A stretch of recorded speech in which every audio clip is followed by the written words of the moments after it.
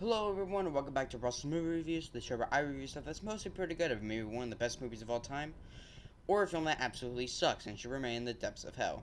Now last time we reviewed Gamera vs. Baragon, and today we're reviewing the third film in the Showa era Gamera films, which is Gamera vs. Gyaos. Um, and I'm just going to say this right now, this is probably one of the better Gamera films that I've seen. Um, yeah, granted, we're only 3 films in, and the trend with most franchises that the third film is either it's both not as good as the first two, and that's where the series starts going downhill. But this is one of the better Showa era Gamera films that I've seen. Um, I could probably put this up with Gamera versus Baragon as probably one of the better ones. Um, and um, yeah, so this was released on March 15th of 1967, and this had a budget of 60 million yen. So that's 20 million less than the previous film, but 20 million more than the first film. So that's good. Um and well, it has one of the best monsters that Gamera fights throughout the entire series, which I'll get to later. But without further ado, I will discuss my history with this, which isn't much really because I've already mentioned this previously. That but after Gamera versus Baragon, I haven't watched any of the Showa era Gamera films after the second film. So it is this is honestly total new ground for me. So going into this, I had no expectations, and it was surprisingly really good. So, anyways, let's get on to the plot. Alright, so the plot for Gamera vs. Gyaos is a series of mysterious volcanic eruptions occur all around Japan, impacting shipping and aircraft flights. One certain eruption in Mount Fuji gets the attention of Gamera, who is spotted by a young boy. But as people are mysteriously dying around and near Mount Fuji, a reporter goes there to figure out why while people are dying. While at the same time, the Expressway Corporation have plans to fuck, I messed up on that. Have plans for a roadway, which is challenged by the village locals who refuse to leave their land. While all of this is going on, by the way, we have a mysterious winged creature who arrives in Japan called Gyaos. The government tries to figure out how to stop it while Gyaos fights Gamera throughout Japan. Now, this is really where kind of the sci-fi stuff kind of starts being integrated within the Gamera series, because first off, it isn't like the monster gets hatched out of an egg like the last film. This film, it's just chilling in the certain part of Mount Fuji, where it's just chilling in a cave with glowing green lights. Which, by the way, I'm just curious. I don't think that's ever explained. Like, what the hell is that? Is that some sort of like radiation that's giving them power, or something else? But I just see it as like, oh, he just wanted to make his cave a little more brighter. So he grabbed it. Hey, let's just make the whole thing just glow green. And fuck it. So, um, um, but yeah, like the last film, I think this is a lot more human focused film. Not as much as the previous film, but certainly a lot more than the first film. Where the first films felt like just a generic like monster flick, where the humans like, oh, we got to figure out how to stop them. This film is like, yeah, we have to figure out how to stop Gyaos, but also we have to control. Um, we also have to try and figure out what to do with the village, because the village is has inhabitants that like I said in the plot synopsis, are refusing to leave their land so that the corporation can, you know, build a roadway. And that's basically a whole conflict throughout the entire film. And um, first, when like the both parties are attacked, or like they're both their homes are attacked, they think that the other, for example, the the corporation, like their headquarters, like or they're like, I don't know how to describe it, but like their operation near the village gets attacked, so they think that it's the village that did it. And then the village thinks that they're getting attacked by the corporation. So it's this constant back and forth, while also trying to figure out, okay, also how the hell do we stop Gyaos, or whatever this thing is, because um, it technically doesn't get a name. It only gets the name by the kid, um, which I guess this is kind of the start of the irritating Kennys. But honestly, the Kenny in this one isn't that bad, if I had to be completely honest. Um, it is he's honestly very likable. You can understand why he might, you know, you know, have certain feelings, because well, one, he's a kid, and also to have all this shit happen to you when you're such a young age, it's kind of hard to try and cope with all this. So, you know, I think this Kenny is probably one of the better ones. Uh, so I like that. Oh yeah, because he's the one, he comes up with the name for Gyaos. He and then he actually comes up with some of the ways to try and stop Gyaos. Because I think, yeah, no, because I think he first mentions that it's afraid of some, like, he only comes out at the dark. And so that gets them like, okay, so that means that he doesn't come out at when the sun shows up. So basically, not only, okay, I'm just gonna talk about Gyaos real quick, since before I mention this. So basically, Gyaos is this bat-like creature that shoots lasers out of its mouth, and laser rays basically, and has this wing ability where it flaps and it destroys the buildings in front of it, basically like Rodan in the Godzilla series. Um, so yeah, he has that going for him, and then like I said, so yeah, he doesn't he's basic spoilers. He's a fucking vampire basically, because he only comes out at night, and when the sun shows up, he starts like burning up. Like you see, like one thing that gets brought up kind of frequently whenever he gets shown out in the light is that his forehead starts like glowing red, which means like he needs to go back inside because he's starting to hurt. So yeah, so he can't go outside. He also he drinks blood because he kills several people throughout the film, or kills several people throughout the film, and then they use artificial blood, because it isn't real blood, to seduce him. So they seduce him with the blood, so he starts drinking it, and then they start trying to spin him to make him dizzy, so that when the sun shows up, he can't fly back. Um. So yeah, basically, Gyaos is a vampire bat thing that's the size of Gamera. Which, by the way, I want to mention this real quickly. I don't know, because I haven't seen uh, Gamera versus Baragon in a long time. I know certain parts about the film, but I don't know the whole thing. I don't know how frequently he appears in that film. I think he might get like he gets like kind of like knocked out, so he gets taken out of a certain portion throughout the film, and then he comes back. I don't know if that's the case, but if in this film he appears in a couple scenes at kind of like the first act of the film, and then is completely missing throughout the second act, and then pops up again in the third act. Like, is this supposed to be a Gamera film, or is this Gyaos the movie? And then Gamera's just like the special side character that comes up. He's like, "Oh, hello, I'm still in this movie. Oh shit, I gotta go back." Like, what? Like, okay. Um, but I think Gyaos is one of the better monsters that he fights, along with Baragon and Virus.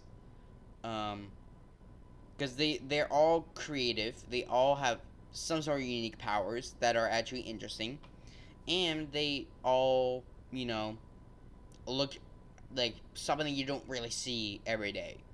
Whereas the films, starting with the fifth film, they all kind of one start looking the same, and then kind of just are just eh. So yeah, except for yeah, really because they're all kind of like sort of, yeah, they're weird creatures, but they kind of are they kind of are something that you would find like on Earth or something. Whereas Gyaos, he's a bat mixed with a vampire. Where the hell are you gonna see that? You know, if Virus is some sort of like squid-like spear creature, where are you gonna see that on Earth? Granted, Baragon is some sort of like ancient kind of dinosaur sort of thing, but it has, you know, it shoots rainbows out of his back. Where the hell are you gonna see that at? You know, whereas yeah, like I know Gamera. I think Gamera versus Giran. He has what's his power? He has a saw on his head that he cuts things with. How interesting. But stop getting sidetracked into other films. I gotta focus on this film. Um, but yeah, I think the monster is very creative. The ways that they tried to kill him is actually makes the military look clever. It's just that either yeah, most of the time Gyaos, thwarts it, or during this, the Disney one, which I mentioned, it's technology that just doesn't work. So, um, I feel like that, unlike the other films where they kind of just seemed like more idiots than ever, um, this film kind of made them like actually look them more intelligent. It's just that certain things didn't, you know, work out as they should have. You know, like with the Disney thing, it only didn't. It probably would have worked if it wasn't for the fact that the machine itself started shorting out. So, um, you know, I think it would have worked if it didn't short out. So that kind of sucks. Um, Other plans, like I think one is that they basically get everyone to like put up like these large like searchlights to try and burn him because they first mentioned when they first mentioned that it gets effect like it only comes out in the dark, so it's like okay, we'll draw him out and then um we'll just shine all these lights on him, and then obviously when he starts to like wake up, I guess it causes like like the lights to start like shorting out and stuff like that. So that one basically just gets thrown out, and then and you know we are it's just several things that like it makes them look smart, but then it's just like either gals or just another thing that kind of just makes the plans don't work, but it doesn't portray the military and the government as idiots. you know it treats them like they actually could do something, like they actually do, like I said, if it almost works, but then something messes up and then the whole plan goes to shit. So it's not like their fault, it's just other things like Gauss or technology. It's something other than them, which I think is a good thing.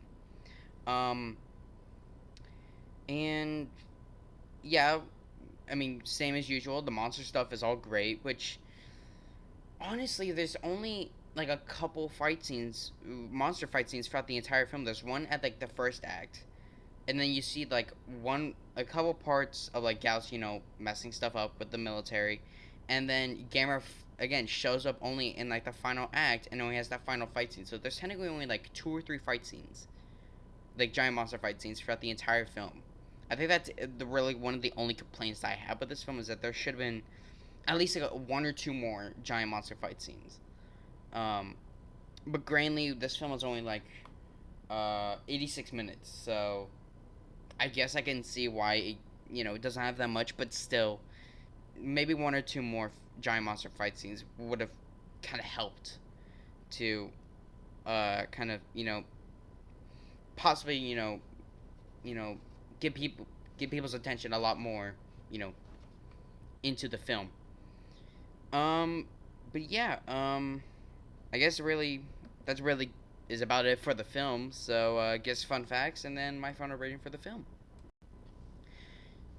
So my first fun fact, it kind of has to deal with the whole franchise as a whole. Really, kind of started out with the second film, up to probably around Gamera versus Zigra, which is the seventh film.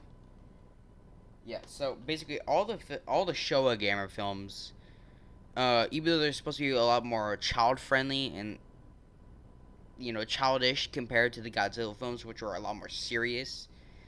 Um, Surprisingly, they were a lot more gorier than the Godzilla films. I mean, yeah, the Godzilla films are a lot more serious, but they can have serious moments throughout them, and have or funny moments throughout them, and sometimes have funny scenes. But the Gamera films are, in contrast, they are a lot more childish. Appeal a lot more to kids, and yet are a lot more. There has a lot more gore in it. Not human gore, because then that would have pushed it up to like then kids wouldn't see it. A lot of monster gore. Because obviously, to any Gamer fans, would probably know this, but you know, all the because Gamer bleeds a lot, and granted, they couldn't have done, you know, um, they couldn't do red because that would have, you know, made this a not child friendly film, so they made it green. I think Baragon's blood, because I know that he bleeds in the second. I know that Baragon bleeds. I think it's purple, and then I think Gyaos is. I think it bleeds pink. I believe so. I don't know about any of the because I know. I know that this Gyaos in Gamera versus Gyaos, I think it spews out pink blood, and yet when it shows up in Gamera versus Giran, because I think they were supposed to make they wanted just quick spoilers for Gamera versus Giran, that they wanted Giran to fight some monster, like a new monster on the planet when you first see him, but because of budget cuts they had to use a different one of the costumes that they already had, so they just basically painted the Gauss suit uh like silver, and I know that one spews out like purple blood. So yeah, but yeah, like the Gamera films, like the Showa Gamera films, are a lot more violent, or than the Godzilla films at that time. Because I know that the Heisei films would really, I mean, because it kind of started with Godzilla versus Gigan, where you first see Godzilla bleed, and then it got really pushed up to the next level in Godzilla versus Mechagodzilla, especially in that final fight. Um, and then the Heisei series was really when the Godzilla series kind of got more violent. Not like extremely, but it got a lot more dark, a lot more kind of violent, with a lot more like horror scenes, which again I'll probably get to when I cover the Heisei series, when I cover all the Godzilla films. But yeah, um, uh, after the previous film was given a such a large budget, Dai, I don't get this honestly. That Dai decided to reduce the budget slightly for this film, um, and they brought back the well, yeah, because I don't get why they reduced the budget for this film, even though the second one did. I don't know if it was a flop or it did well. I think surely it must have did well in order for this film to get greenlit. But the fact that they reduced the budget for this film is just so weird to think about, because I know what happened with the next film, which I'll get to later when I'm talking about the budget for that film. Um, I just don't get why they reduced the budget for this film. because they weren't going for any, you know, financial trouble. It's just, they wanted. I don't really get it. So if someone has an explanation for why they reduced the budget for this film, please let me know in the comments down below, because I really want to know. And the third fun fact that I have is this film got a re-release as a double bill with a 1966 Japanese Soviet Union collab film called Little Fugitive. Out of all things you could have chose to have a double bill with Gamera versus Gyaos, you chose Little Fugitive. Okay then. I only chose that one because it was just so weird that out of all films you could have chose as a double bill with Gamer vs. Gyaos, you chose a war film. I'm assuming that's what it is, because I haven't heard of this film until I was doing research for Gamer vs. Gyaos. So I'll probably look up clips of Little Fugitive later on, but I think it's a war film. So they chose a war film to go with a giant monster film. Okay then. Like I don't really know what to say to that. Um. All right. So, final thoughts on Gamera versus Gyaos. As I mentioned earlier, this is probably one of the better Gamera films I've seen. Um. Is it as good as Gamera versus Baragon? Um. I think. I don't think so. I think it's a tiny bit better than Gamera versus Gyaos. A little bit less good than Gamera vs. Baragon, but it's still a very enjoyable film. So I'm gonna give this film the same ranking that I gave the previous two films, which is a B. So, hope you guys enjoyed this review of Gamera vs. Gyaos. Stay tuned for later on today, where I'm gonna be hopefully discussing Gamera vs. Virus, and then stay tuned on Monday for the review of Gamera vs. Giran. So anyway, guys, hope you guys enjoyed this video.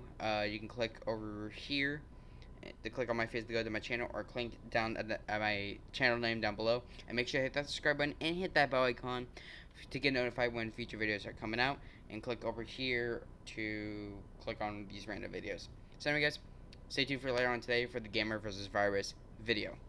Live long and prosper,